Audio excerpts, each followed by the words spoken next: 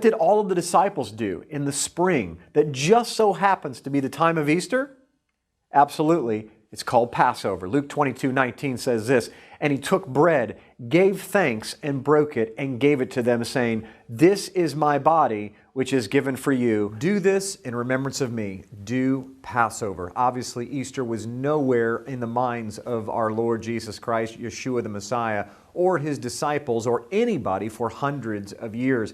They celebrated what's in Hebrew called Pesach, Passover, every single year, remembering the death, burial, and resurrection of their Lord through that incredible holiday where they used to sacrifice a Passover lamb for the remembrance of the death of the firstborn and the freedom from Egypt.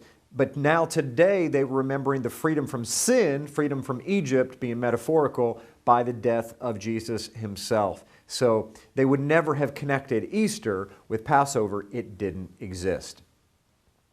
1 Corinthians chapter 5, Paul even instructs us in verse 8, "Therefore let us keep the festival," talking about Passover, "not with the old yeast, the yeast of malice and wickedness, but with the bread without yeast, the bread of sincerity and truth." And anyone that has celebrated a Passover or has come to a Passover Truth Seder has discovered the depth of the burial and resurrection of our Lord Jesus Christ, Yeshua the Messiah, in the Passover itself. And I personally believe that if we begin to keep the Passover in these feast days for our children and for our families, we will see the power of God come into our lives like it did in the first century, because they didn't have Christmas, they didn't have Easter, they celebrated the biblical holidays, the holidays on His calendar, not the holidays on the Roman calendar.